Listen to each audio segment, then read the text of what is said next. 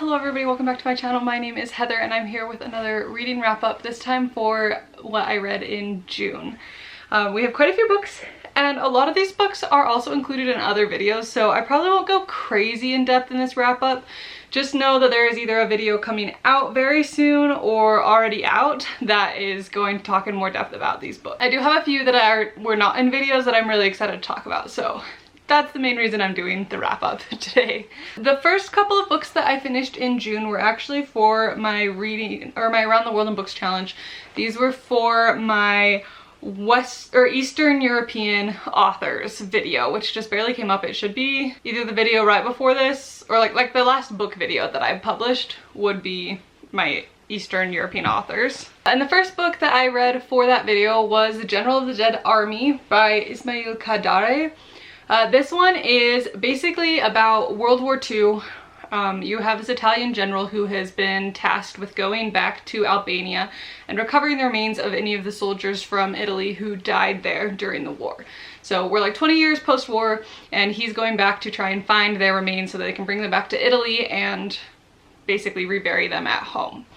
And so you're just kind of following him along as he goes on this journey of trying to find all of these remains, and you get little clips here and there of like journal entries from soldiers or stories that he's been told by people who survived, trying to give him an idea of where these bodies might be buried. So it's an interesting read. I really liked the writing. I felt like it was very well written. Things were described really well. Plot-wise, it was a little bit boring, so I ended up giving it 3.5 stars. Again, not a bad book. It was well written. It just was a little slow and boring, but overall a very interesting concept that I would love to read more books kind of about this. I feel like it's not often that you get really like the post-war side of things. You usually get during the war in books, so very interesting. If you're looking for a World War II book that has a little bit of a different take, I would recommend. Then the second book that I read for that video was The Judgment of Richard Richter by Igor Stix. This one is also kind of post-World War II, I believe. It's not so much of a thing in the video or in the book though. You're following this author who lives in Paris at the beginning and then he moves a few different times, but he basically gets himself assigned to go to Bosnia to be a war reporter after he discovers something very life-changing about his past. He basically is going through a little bit of a midlife crisis and decides to go and become a war reporter. And so you're following him as he goes into the city that's under siege and as he makes friends and covers different aspects of life during the war. And then along with that, he's discovering some things about his personal history and kind of the secret that he learns at the very beginning of the book. So it was really interesting. I actually did tab it up a bit because I did really enjoy certain parts of this book. That being said, the first half was definitely better than the second half for me. The first half focuses much more on the war reporting, making friends part, and then the second half focuses much more on his like personal journey, learning about himself, and that part I didn't love as much. So overall, it was a really good book. I did enjoy it. I gave it 4 stars, but this first half is definitely stronger than the second half in my personal opinion. That being said, the second half, the plot does move a lot faster. The first half's a little bit slower, but the writing's really interesting. There's lots of good quotes. The second half, you get way more into the plot and it's moving faster.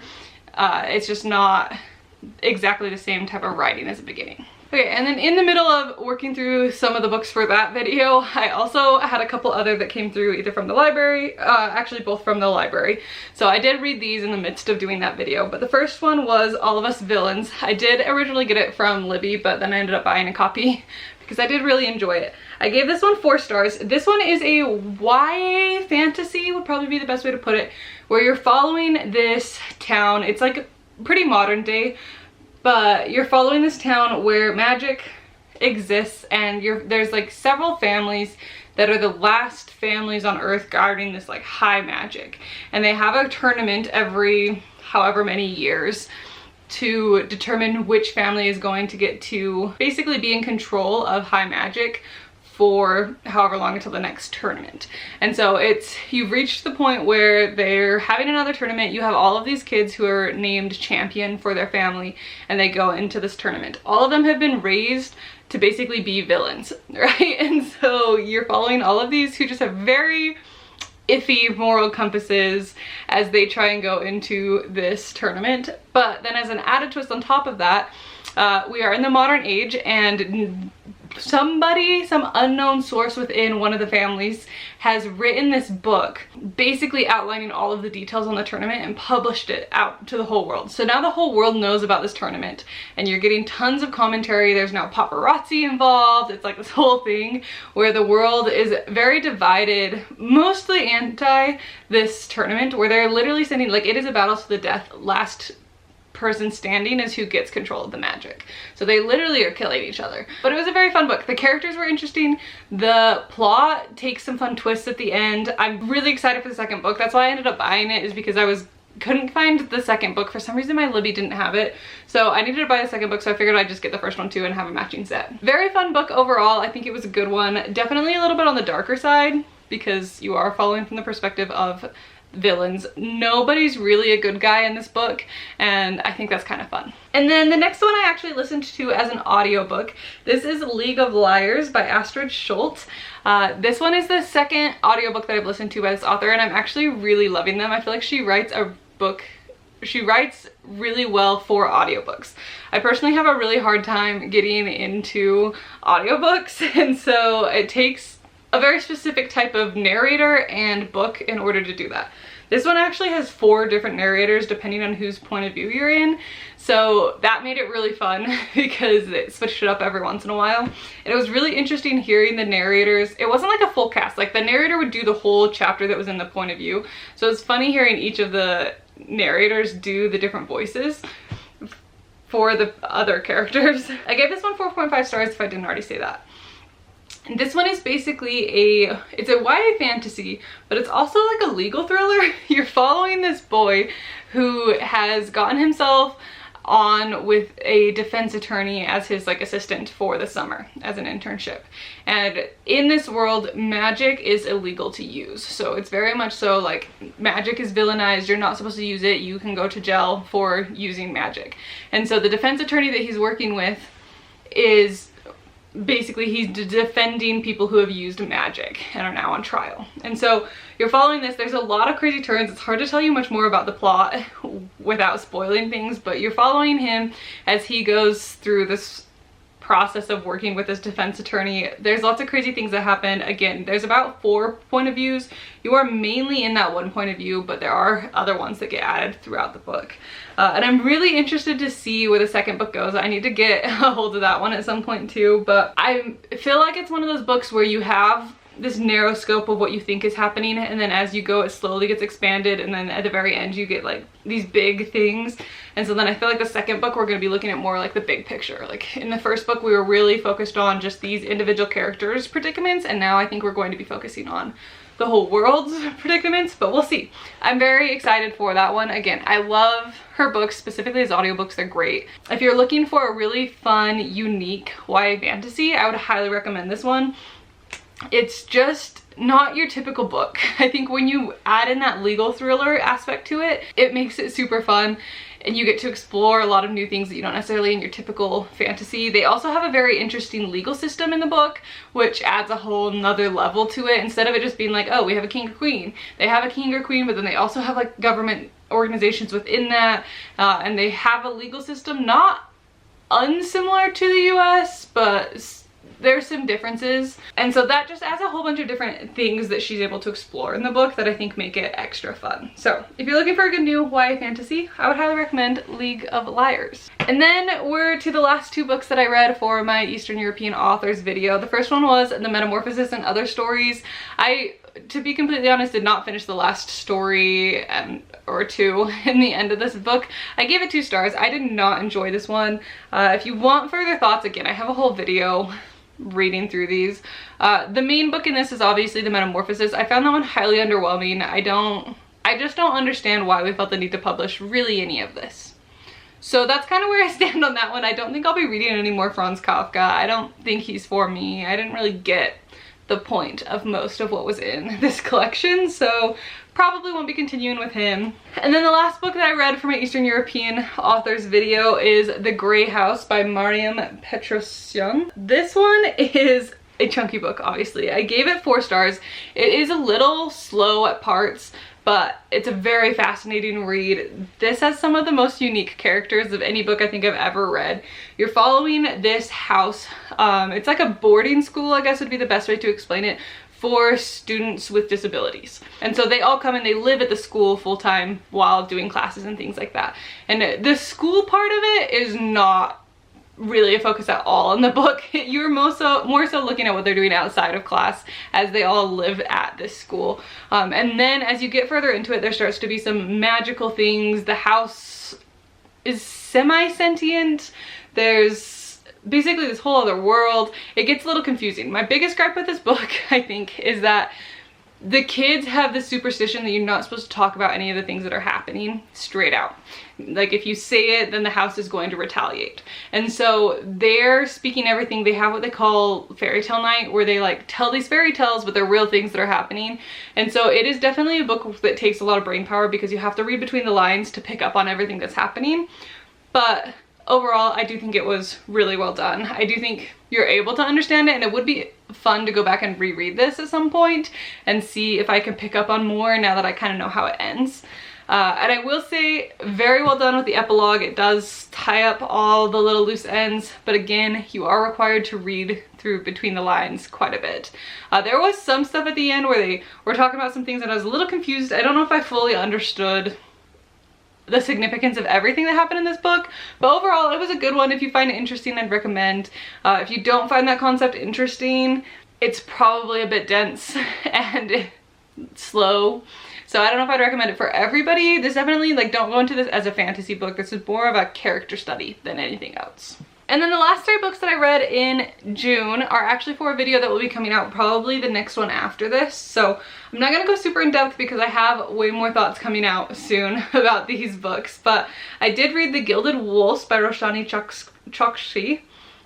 I don't know if I'm saying that right. I feel like I'm having a hard time with that one. I gave this one 3.5 stars. This one is a fantasy book where basically, how do I explain this? This is another one where there's like several families that have like access to the magic or like control the magic, and so you're following, the main character that you're following is this guy who was supposed to inherit like being over one of the main houses, and then basically he was told that he wasn't going to get to inherit it and they disbanded that house.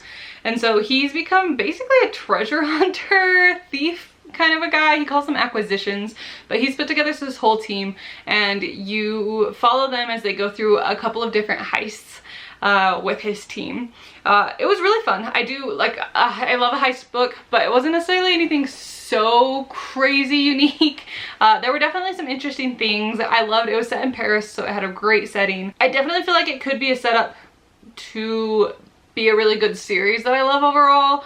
That being said, I don't feel super connected to any of the characters in the book as of right now, so we'll see as things go. I definitely am interested to continue it. I actually picked the book up because I'd read the back of the second book at Barnes & Noble and then realized that that wasn't the first book in the series, so I went back and read this one because I was interested in the second book. So I will be continuing at some point, but that was The Gilded Wolves. And then the next one that I read was actually a new release this month, and that is the Grimoire Grammar School Parent-Teacher Association by Caitlin Rozakis? Something like that. I also gave this one 3.5 stars. This one I thought was going to be funny. From reading the back of the book, the description of it made it sound like it was going to be more of like a funny book. It really isn't. It's almost like women's fiction mixed with fantasy. You're following this mom who her daughter has just been turned into a werewolf, and so she is now trying to adjust to getting her daughter into a new school. Her daughter's a kindergartner, so she's trying to get her into a new school, and they've moved into a new community and trying to figure out what it means that her daughter is now in this magical world when neither of the parents have magic at all. And really most of the book is following this highly traumatized mom who has just seen her kindergartner have its throat ripped out and then turn into a werewolf. And then just trying to like adjust, like she's just not doing good. And so that was really most of what the book was. There were a few funny moments and like situations, but I feel like it's one of those things where when you describe it, it sounds like such a funny situation, but it isn't really written in a humorous way. So that's that one. I thought it was good. It wasn't quite what I was expecting, but it was still a good book. So if you're interested, go ahead and try it. I need to try Dreadful by this author. That one also sounds funny. So let me know, is that one actually funny, or do they just keep writing the descriptions on the back of the book as funny and then they're not actually humorous books? Unclear. And then the last book that I read in June, and the last one for that video that will be coming out soon, was Belladonna by Adalyn Grace. I had seen so much about this one all over the internet. Like, I feel like this one's quite a popular book, and I was a little nervous about it, which is why I tried it through Libby. I actually really enjoyed this one. I gave it 4 stars. You're following this girl who basically everyone around her is dying. Her parents die really early on in the book, and then she basically gets passed from family to family as all of them pretty much die. And so she can see death and she can see spirits, and she can actually interact with death. And so you're following her as she gets sent to basically her last resort family to live with. There ends up being a bit of a murder mystery she has to solve, and then she's kind of developing this relationship with death, trying to accept the fact that she can see him instead of just ignoring him and pretending she can't. And so you're following that. Definitely a book where I loved the murder mystery and the plot that was going on, and the romance detracted a little bit. It was fine, like it wasn't done super poorly, but definitely there were a few parts of the book where I was like, okay, we have a murder to solve here, guys, like, can we get back to that? So that part wasn't my favorite. There was one like sex scene. It wasn't super graphic, but definitely more than I expected with a YA book, so I was a little confused about that. But I will continue the series. I'm very interested. It set up the second book pretty well at the end, specifically that there is going to be another murder she has to solve in the second book, so I'm really excited about that. But definitely will continue it at some point. Not a favorite, but I did enjoy it. So that's everything that I read in June. I do want to talk a little bit about my July TBR. I'm not going to go super in-depth because several of the books that I plan on reading this month are for videos where I want it to be a surprise. So just know that there are 4 books, one of which I'm currently reading and will probably finish today, that are going to be for a video. So I have 4 of those that will be coming up, and then I have 4 other books for a different video. So there are 8 books on my TBR, which is so long already, that I'm really hoping to get to this month that I'm not going to talk about right now because I want those to be surprises for the videos. So I do want to talk about the 3 other books that I want to get through in July. I did a terrible job at my June TBR. I basically had a whole bunch of library books come through, and then Grey House took me forever to read, so I did not get through as much as I thought I was going to, but I'm really hoping to make some good progress in July because I have so many books I want to read and I need to keep up with making these videos. And so these are the 3 books that I would like to read other than the ones that I have planned specifically for videos. The first is All of Our Demise. This one is the second book to All of Us Villains, and I do want to continue this. It's only a duology, so this would be finishing a series, which would be super nice, but definitely want to get to this one. I left off on quite like mid-story, so I definitely need to get to this one and finish it up and see how things turn out for all of these characters. But that's the one book on my TBR. And then the other 2 are actually on my June TBR. I just didn't get to them because I ran out of time. The first one is The Last Murder on the End of the World, The Last Murder at the End of the World by Stuart Turton. This one I've been wanting to get to for forever. It sounds so good. I love Stuart Turton. This is my last novel on his backlist to read. He also wrote a short story in like a collection of spooky winter short stories that a bunch of authors did, so I will probably pick that one up in the winter, and then I'll be done with his backlist, which is sad because I don't think he's announced another book coming out anytime soon. But I do really want to get to this one. I love the fantasy mystery combo that he does. It's so good. So definitely want to get to this one. It seems like a fun summer murder book. And then the last one is the one that really puts this TBR over the edge, as being like, I don't know if I can actually make this happen, but I do want to read Words of Radiance by Brandon Sanderson. This book is thick, but it has been like, we're coming up on a 1.5 years since I read the first book, and I really need to get to it before I completely don't remember anything from the first book anymore. So this one is pretty high on my list if I really need to make this happen. As soon as I can get some time, hopefully get ahead on reading books for videos so that I can make some time to read this. Those are the books I can actually talk about on my TBR. Again, there are 8 other books on my TBR that I will be reading. I just didn't want to talk about them because I want them to be surprises for the videos. So thank you so much for watching. Let me know what was your favorite book that you read in June. What's on your TBR for July? I obviously don't need any more books on my TBR for the month, but maybe I'll look at some for August. But with that being said, I'm gonna go ahead and wrap this video up. Thank you so much for watching. I hope you enjoyed, and I will see you in the next one very soon. Bye.